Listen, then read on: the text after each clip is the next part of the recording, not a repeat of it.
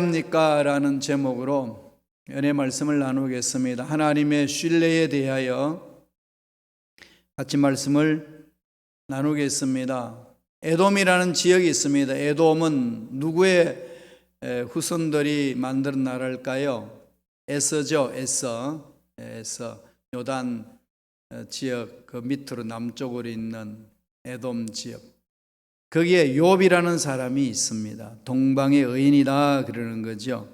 성경에 보면은 순진하고 정직하다고 했습니다. 하나님을 경외하기 때문에 악에서 떠난 자라 그렇게 얘기를 합니다. 그리고 아주 부자예요. 재물도 많고 자손의 복도 많습니다. 아들이 7명이고 딸이 셋입니다. 7남 3녀 얼마나 다복합니까? 소유물이 많아가지고 양이 7,000마리고 약대가 3,000마리고 소가 500결이나 되고 암나귀가 500이 되고 종도 많아서 성경이 표현하기로는 동방의 거부다. 하나님이 그 의인인 욥을 막 이렇게 천상에서 칭찬을 하니까 그 소리를 사탄이 듣습니다. 사탄이 하나님 앞에 와서 참소를 합니다. 하나님이 잘해 주시니까 그가 하나님을 찬양하고 하나님 뜻대로 살고 멋있다고 이야기하지만 만약에 하나님이 그렇게 사랑하지 아니하고 하나님이 주신 복이 그에게 없다면은 그는 돌아설 겁니다. 한번 욥을 한번 건드려 보십시오. 이렇게 얘기를 합니다. 근데 하나님은 욥을 신뢰합니다. 욥을 이렇게 동방의 의인이라 칭했거든요. 그래서 사탄에게 허용을 해요. 하나님이 허용하지 않으면 일이 안 일어나지 않습니까? 세상의 모든 일은 하나님의 허용 속에서 일어나는 거거든요. 하나님 정하신 뜻은 아니지만은 허용해 주는 영역이 있습니다. 허용을 했어요. 사탄이 칩니다. 하루아침에 재산이 다 망가뜨려집니다. 집이 무너져가지고 하루아침에 아들 7과 딸 3이 다 죽습니다. 그걸로 끝난 게 아니라 본인은 피부 질환으로 고통을 당합니다. 그 모습을 보고 있는 아내가 뭐라고 그럽니까? 하나님이 살아계신다면 당신을 왜 이렇게 한단 말인가? 천상에 일어났던 것을 전혀 모르니까 이럴 수가 있습니까? 그게 일반적인 생각이잖아요.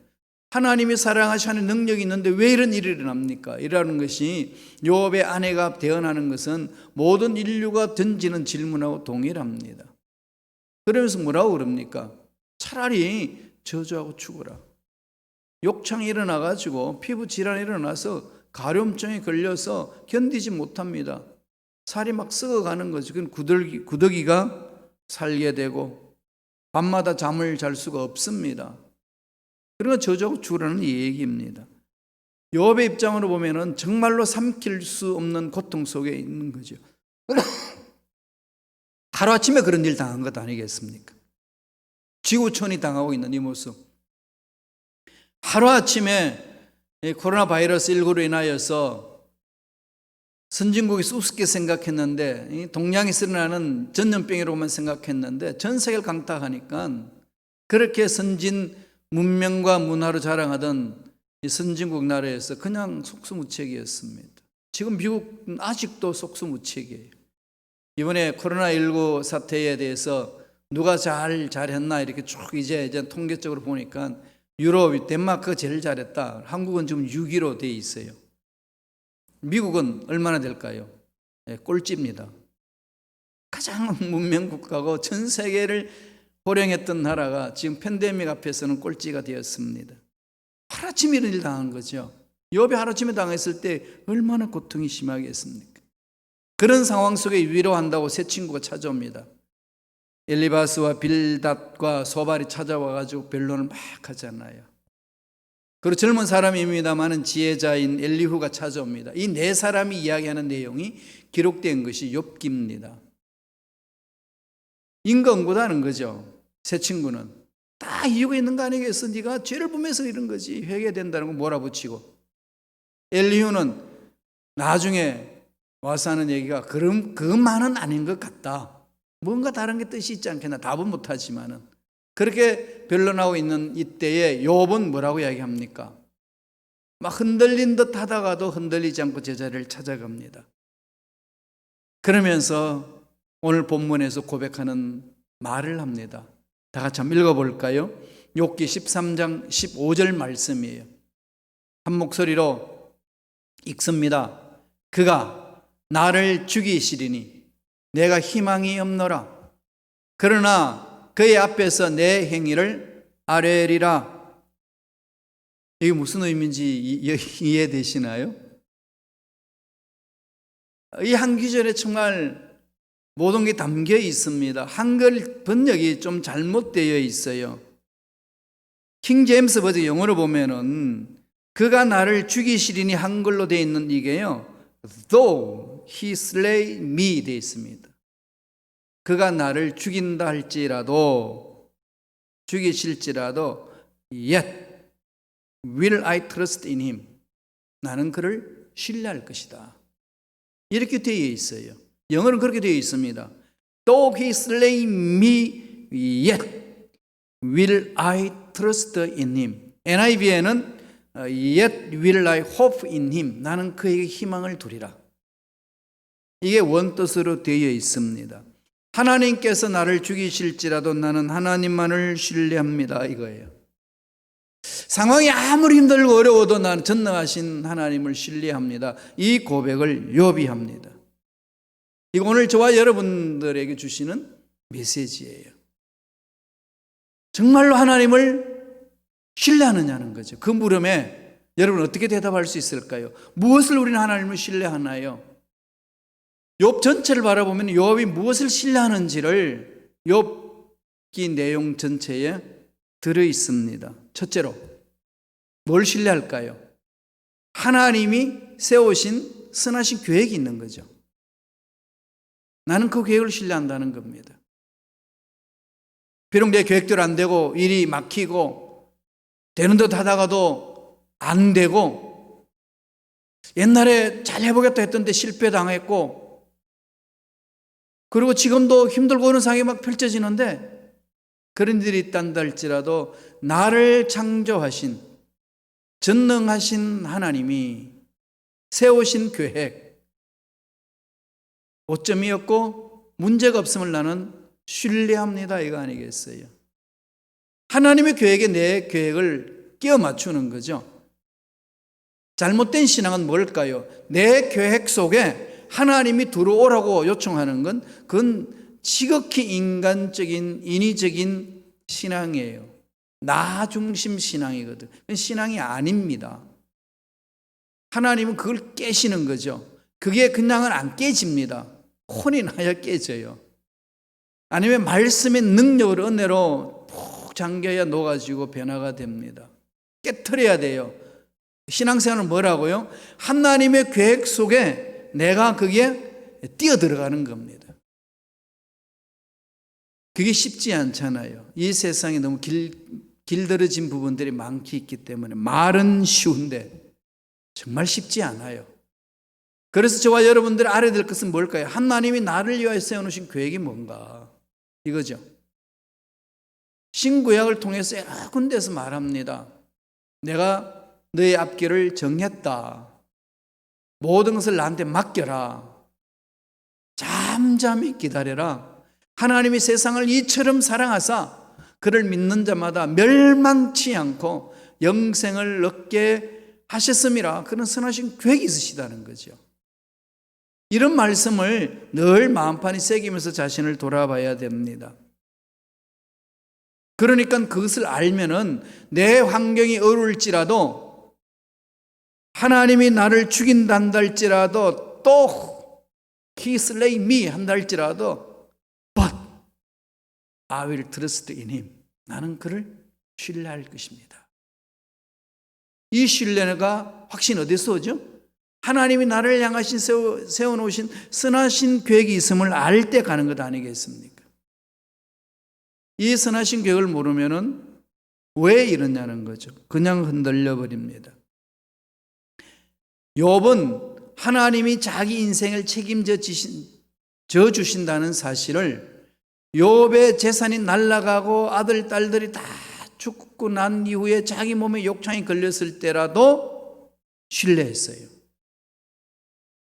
마침내 하나님은 선하신 교회에 있기 때문에 하나의 과정 속에 일어날 뿐이라는 겁니다. 지금 삶은 잘 될 수도 있고 안 될 수도 있고 막힐 수도 있고 풀릴 수도 있고 하나의 프로세스라는 거죠. 프로세스 속에 좀 안 된다고 주저앉거나 절망하며 낙심하거나 나를 창조하신 하나님을 저버릴 수 없습니다. 이 고백이 욥이 한 겁니다. 한번 볼까요? 욥기 19장에 나옵니다. 욥기 19장 25절에서 27절 자막을 통해서 천천히 읽겠습니다. 내가 알기에는 나의 대속자가 살아계시니 마침내 그가 땅 위에 서실 것이라. 내 가죽이 벗김을 당한 뒤에도 내 육체 밖에서 하나님을 보리라. 내가 그를 보리니 내 눈으로 그를 보기를 낯선 사람처럼 하지 않을 것이라. 내 마음이 초조하구나. 찬란한 소망이 있는 거죠. 이 세상 힘들고 어려움이 있단지라도 하나님은 나를 향하신 뜻이 있고 계획이 있습니다. 영원한 생명을 주시고자 하시는 그 하나님의 꿈이 나한테 있습니다. 내가 그것을 깨닫지 못하고 그래 초조하고 답답하고 힘들 뿐이지 지금 이 상황이 내 머리는 도저히 이해할 수 없는 것이 있지만은 마침내 하나님은 선하신 계획 가운데 나를 이끌어 주실 것입니다. 이 고백을 하고 있습니다. 사도 바울은 디모데에게 편지를 보내면서 이런 이야기를 합니다. 디모데후서 3장 8절 한번 말씀을 보실까요? 다 같이 읽겠습니다. 이제 후로는 나를 위하여 의의 멸류관이 예비되었으므로 주 곧 의로우신 재판장이 그날에 내게 주실 것이며 내게만 아니라 주의 나타나심을 사모하는 모든 자에게도니라. 모든 자에게도니라. 믿는 자 누구에게나 하나님 선하신 계획 가운데 위대한 일들을 이루셨다는 거죠. 그 과정이 힘들 수도 있고 물론 힘들지 않을 수도 있겠지만은 여러 가지 상황이 있겠지만 마침내 하나님은 세워놓으신 그 계획 안에서 나를 이끌고 계십니다. 이 고백이잖아요. 이런 하나님이 세워놓으신 계획을 아는 자들은 당하고 있는 현실의 문제 앞에 굴하지 않습니다. 이게 안 보이면은 하나님이 나를 향하신 선하신 계획이 내 머릿속에 내 마음속에 거려지지 아니하면은 일어나는 이 현상 문제 앞에서 굴복하고 맙니다. 좌절해버리는 거죠. 악한 영들이 또 거기서 공격해 오지 않습니까? 사도 바울이 에베소 교인들에게 에베소 1장 4절에 우리의 삶이 무엇인지를 이렇게 설명을 합니다. 읽어볼까요? 곧 창세전에 그리스도 안에서 우리를 택하사 우리로 사랑 안에서 그 앞에 거룩하고 흠이 없게 하시려고. 하나님의 계획은 뭡니까? 하나님의 자녀로 선택하셨다는 거지요. 그래서 영원한 세계에서 기업을 받아 누릴 수 있도록 계획을 세우시고 이 땅에 보내시고 이 땅에서 죄악 가운데에 살지만은 그 가운데서 하나님을 닮아갈 수 있도록 만들어 주신다는 겁니다. 만드는 방법이 뭘까요? 말씀을 주시고 은혜를 주시고 말 듣지 않으니까 고난도 주시고 고통도 주시고 이런 훈련 저런 훈련을 통하여서 이끌어 주신다. 그것을 고백합니다. 그러므로 고린도전서 10장 13절에 보면 그런 말씀하죠. 우리가 시험 당한 것은 당할 수 있는 능력, 극복할 수 있는 능력이 있기 때문에 주신 것이다. 만약에 그 시험을 이길 힘이 없으면 피할 길을 주신다. 하나님은 결코 우리를 모른 채 하지 않으신다. 이렇게 고백하잖아요. 창세기에서 요한계시록까지 끊임없이 강조하는 것은 하나님이 세우신 계획, 선하신 계획이 있다는 것, 이것을 신뢰하라는 거예요.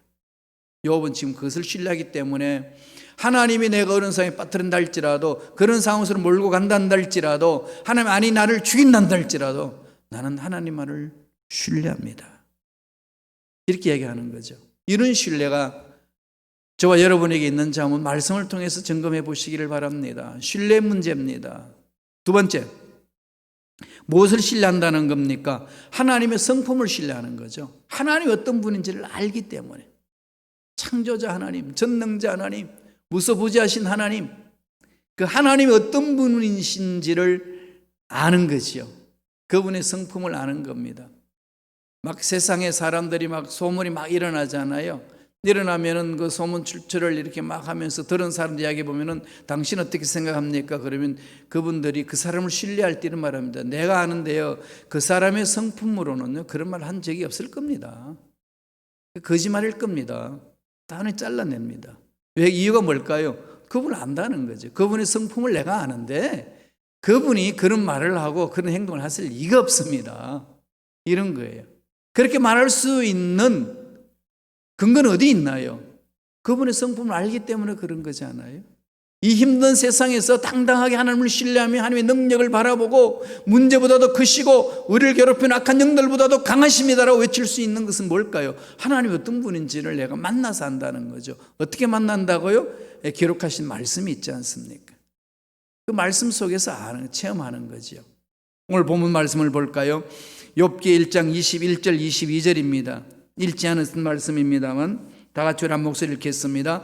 이르되 내가 모태에서 알몸으로 나왔은즉 또한 알몸이 그리로 돌아올지라 주시니도 여호와시요 야훼시요 거두시니도 야훼이시오니 야훼의 이름이 찬송을 받으실지니다 하고 거두시니도 야훼 주시니도 야훼. 그러니까 내가 이 땅에 태어나는 순간부터 야훼의 선하신 계획 가운데서 보내셨다는 거죠. 그분 어떤 분이죠? 창조자 하나님.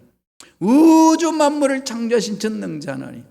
우리를 사랑하셔서 이 땅에 우리를 하나님 형상대로 보내신 하나님.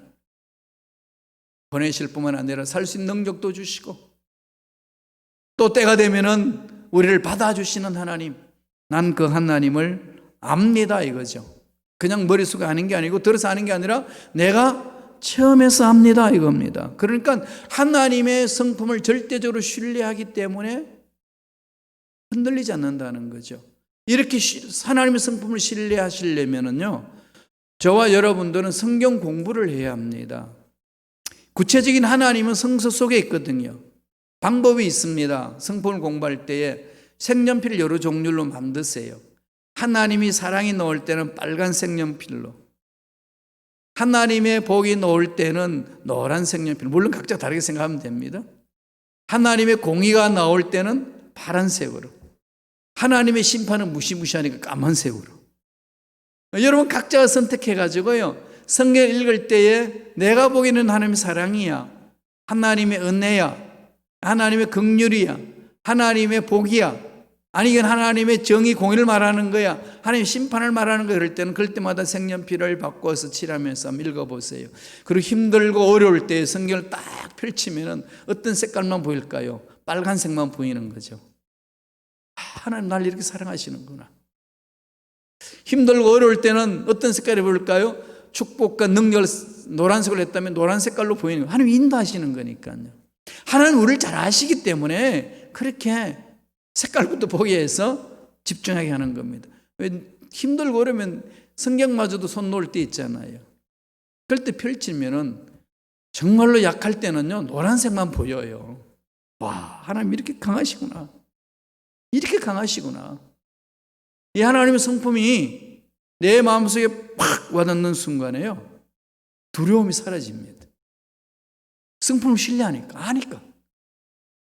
그렇게 신앙생활을 하나씩 한 걸음씩 만들어 가시면은요 하나님의 성품을 깊이 있게 알게 되고 체험하게 되고 내 신앙이 더 깊어지고 어떤 상황에서도 흔들리지 않을 수 있습니다. 결국은 이겨내는 거지요. 바울이 디모데에게 이런 말을 합니다. 디모데전서 6장 7절 8절 읽어볼까요? 다 같이 한 목소리 읽습니다. 우리가 세상에 아무것도 가지고 온 것이 없으며 또한 아무것도 가지고 가지 못하리니 우리가 먹을 것과 입을 것이 있은즉 족한 줄로 알 것이니라. 하나님을 신뢰하는 거죠. 예, 자족함을 배우는 거죠. 배우는 거 아니겠어요? 전적으로 하나님을 신뢰합니다. 우리는 이번 달 월세 낼 거, 뭐 세금 낼 거 다 청산했는데 다음 달은 어떡하지? 고민이 되잖아. 다 내고 나면 또 다음 달 일어날까 봐. 그런데 살다가 보면 어떻게 돼요? 그 다음 달도 또 이렇게 채워지는 게 있잖아요. 이게 어디서 하나님이 말씀한 거죠? 만나에서 말씀합니다. 광야 생활의 만나에서. 하루하루 먹을 것을 주신다 그러니까 이스라엘 백성들이 내일은 그럼 어떡하지? 걱정이 앞서는 거죠. 그럼 오늘 막 먹을 거 거두어드리고 혹시 내일 안 내려오면 안 되니까 내일 것도 가져놓자. 그럴 때 어떻게 되나요? 다 썩어버렸어요. 그래서 쓸데없는 데 신경을 쓰면은 시간 낭비 다 거기에서 하고 다 썩어버리는 짓을 한다는 거죠. 이게 만나의 사건이 오늘날 저와 여러분 현대인들이 살아가는 물질 문제하고 동일합니다. 신뢰 부분이거든요. 저도 그런 게 많아요. 하나님 우리 교회 공동체 운영하는데 이렇게 이번 달에 이렇게 채웠네요. 다음 달은요 이런. 다음 달은 어떻게 하죠? 그러면 마음속에 꼭 하나님 주시는 메시지 그거예요. 만나를 봐라. 네가 나를 신뢰하느냐. 매일매일 이스라엘 백성들을 먹여 살렸는데 너무나도 사랑하는 그래야 독생자 예수까지도 아끼지 아니하시고 내어줬는데 내가 너희들을 매일매일 먹이지 않겠느냐. 이 신뢰거든요. 하나님의 성품을 신뢰할 때에 다음 달 어떻게 하지? 라는 두려움에서 벗어날 수 있습니다. 그게 없으면은 여러분 늘 불안 속에서 늘 초조한 속에서 늘 답답한 속에서 살 수밖에 없습니다. 날마다 하나님의 성품을 마음판에 그리시기 바랍니다. 하나님이 어떤 분이신가?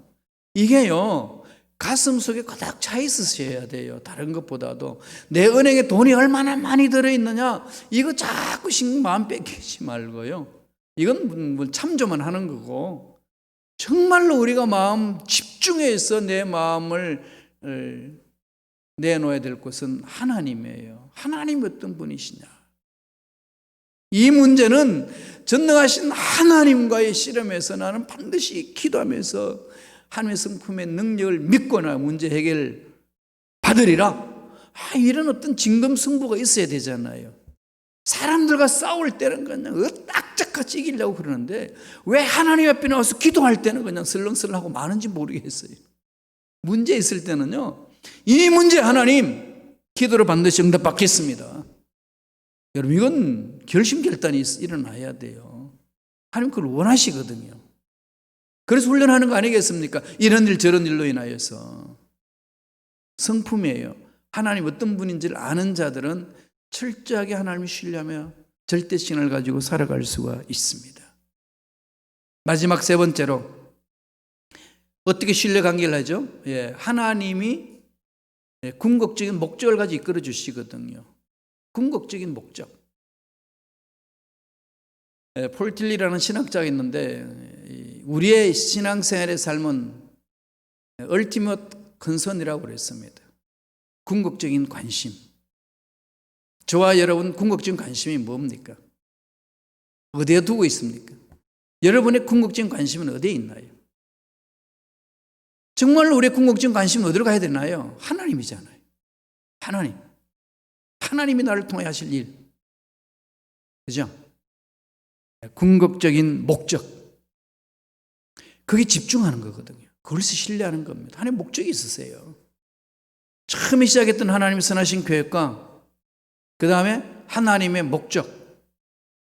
분명한 하나님의 골이 있잖아요.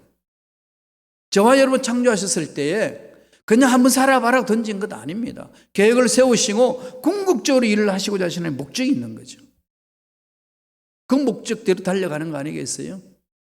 아무리 힘든 일이 있고요. 아무리 어려운 일이 있고 아무리 직장과 사업장 가정에 자녀들의 어려운 문제가 생긴다 할지라도 하나님은 우리 삶을 통해서 궁극적으로 하실 일이 있다는 것 잊지 말라는 겁니다. 욥은 그것을 신뢰하는 거죠.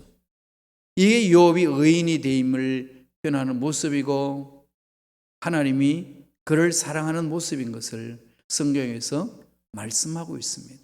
우리 한 말씀을 볼까요? 욥기 23장 10절입니다. 다 같이 읽겠습니다. 그러나 내가 가는 길을 그가 아시나니 그가 나를 단련하신 후에는 내가 순금같이 되어 나오리라. 왜 단련이 필요한 거죠? 그냥 평생 고생하다가 인생 끝내라고 단련시키나요? 왜 단련하십니까? 불순물 다 제거하고 순금 같은 존재로 만드시려고. 그럼요. 과거에 아무 실패가 인생 끝나는 거 아니에요. 그렇잖아요. 젊은 대학생들 많이 그래요. 막 사귀다가 실패해서 막 중리산이 난리를 칩니다. 야, 인생 한번 옛날에 그 실패 한번 했다고 그냥 끝나는 거냐? 왜 그걸로 인생 종쳤다고 생각하냐? 다른 길이 있다. 왜 꼭 세상의 가치관에 매여서 사냐? 하나님이 너를 통해서 하실 일이 있는 걸 열어봐라. 그럼 좋은 사람 만나서 귀한 가정 꾸미고 살아가거든요. 그래서 지금 여기서 멋지게 살 수 있도록 만들어주는 거잖아요. 그래서 우리 신앙생활의 모든 관심은요, 어디에 가야 될까요? 하나님의 관심. 그리고 하나님의 관심 어디서부터 출발하나요? 지금 여기서부터입니다. 꼭 기억하세요. 기독교 공동체는요, here and now예요. 이게 중요한 용어거든요. here and now. 지금 여기서부터. 하나님은 늘 그렇습니다. 그래서 하나님 나라는 늘 희망적이죠. 그게 희년 제도의 모습이잖아요. 50년마다 안식을 주시는 거잖아요. 그건 뭘까요? 처음에 기업 분배받은 대로 원점으로 돌아가는 거거든요. 땅을 분배받았는데 할아버지가 사업하다가 망가뜨려서 아직까지 50년 차지 않아서 아들까지도 힘들어. 그러나 그 손자까지도 힘들어. 그러니 대대로 힘드는 것 같지만은 50년이 차면 끝! 원점으로 다시 돌아갑니다. 과거의 실패가 현재의 실패로 이어지지 않는다는 거예요. 우리는 그런 것을 끊는 훈련을 잘 하셔야 돼요. 그게 기독교 공동체입니다. 지금 여기서 어떻게 하나님과 관계를 맺고 있느냐, 이것만 하나님이 우리에게 지금 말씀하시거든요. 지금 여기에서부터 출발합니다. 그러므로 지난날의 잘못은 통에 잡고 돌아서면 되는 거예요. 매이지 마세요. 죄책감에 빠지지 마세요. 지금 여기서 하나님과 나의 관계를 새롭게 설정해서 전진 또 전진, 궁극적인 하나님의 목적을 향해 달려가는 것이 신앙생활입니다. 그것만이 하나님이 기뻐하신 일을 감당할 수가 있습니다. 욥이 알지요? 그가 나를 단련하신 후에는 내가 순금같이 넣으리라. 지난날 삶의 고난이 많았으면 이제는 순금같이 되어가는 과정이잖아요. 프로세스입니다. 꼭 잊지 마세요.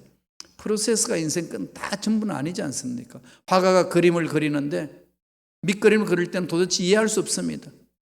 저게 그림이라고 그러냐? 과정을 바라보고 수많은 사람이 핀잔할 수 있습니다. 그런다고 멈춰버린다면 그림이 완성되나요? 아니잖아요. 여기저기 조각이 맞춰져서 아름다운 작품으로 나오는 겁니다.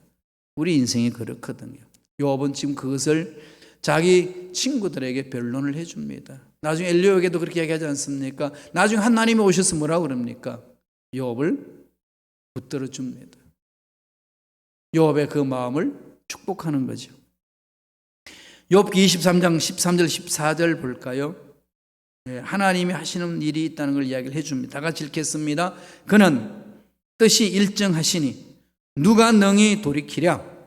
그의 마음에 하고자 하시는 것이면 그것을 행하시나니 그런즉 내게 작정하신 것을 이루실 것이라. 이런 일이 그에게 많이 있느니라. 실은 후에, 고난 후에, 고통 후에 여러 가지 어렵고 힘든 일을 거친 이후에 결국은 내 인생에 하나님 뜻하는 대로 만들어 주십니다. 신뢰하는 자에게 이런 은혜가 있다는 것을 설명을 해주는 거죠.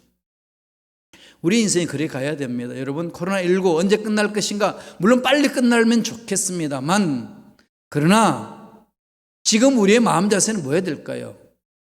끝날 때 되면 끝날 것이고 다 지나갈 것이고 지금 여기에서 내가 어떻게 살 것인가, 이거 아니겠습니까? Here and now. 여기에서 하나님과 관계를 맺고 여기에서 하나님 기뻐하시는 일을 하고 하나님이 원하시는 삶을 살아내는 것, 이게 저와 여러분 삶에 있어서 너무나도 중요합니다. 내가 왜 여기 있는지, 내가 왜 고난을 당하는지 다 알 수 있을까요? 어떻게 다 압니까? 다 몰라요. 알아가는 거죠. 하나님을 신뢰하면서. 그러나 우리가 궁극적으로 알 수 있는 것은 마침내 하나님이 모든 것을 합력하여 선을 이루어 주신다는 사실. 이게 내 마음속에 있을 때에 어떤 상황이 놓여진다 할지라도 뭐가 문제가 되겠습니까? 스티븐 잡스가 스탠포드 대학 다니다가 그만두고 나와서 애플 회사를 만들고 그랬잖아요. 그 유명한 스탠포드 대학 다니다가 그만뒀어요. 그냥 중퇴했어요. 왜 중퇴했냐 그랬더니 의미 없다는 거예요. 왜 그랬더니 괜히 부모님한테 돈 뜯어서 그냥 생활하는 것 같고, 그걸 그만뒀대. 두고 어디 갔느냐? 그냥 커뮤니티 칼리지 가가지고 그냥 글자 디자인하는 거, 거기는 한번 들어보자고 들었다는 거죠. 그걸 들었어요. 그리고 나서 나중에 애플 회사를 차리면서 거기서 글자 모양의 아름다운 디자인으로 컴퓨터를 만들잖아요. 프로그램을.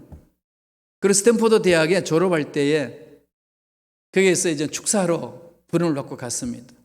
그러면서 거기서 하는 말이, 내가 내 인생 중에 가장 잘한 것 중에 하나가 대학을 중퇴했다는 것이고, 그 중퇴한 것 중에 나는 그 커뮤니티 칼리지 가가지고 글씨 공부를 했습니다. 그런데 그때는 몰랐는데, 그때 공부했던 그것이 내 컴퓨터의 글씨체를 그렇게 아름답게 만들 줄은 그 당시는 꿈에도 꾸지 못했습니다. 그러면서 하는 소리가, 우리 인생은 점과 점의 연결인데, 점과 점이 연결해서 선이 되는 것처럼 우리 인생은 한 점 한 점이 쌓여서 그 점을 찍을 때는 잘 모르지만은, 내게 왜 이런 점을 찍어야 되느냐라고 그 상황은 모르지만은, 그게 쌓이고 쌓이면 하나의 선이 돼서 멋진 작품이 있습니다. 정말 멋진 축사하는 내용을 들은 적이 있습니다. 그렇지요. 저와 여러분 삶의 그 한 점이, 이게 내 인생에 뭐가 의미가 있는가? 이 고생이 나에게 무슨 의미가 있는가? 내가 왜 사서 이 고생을 한단 말인가?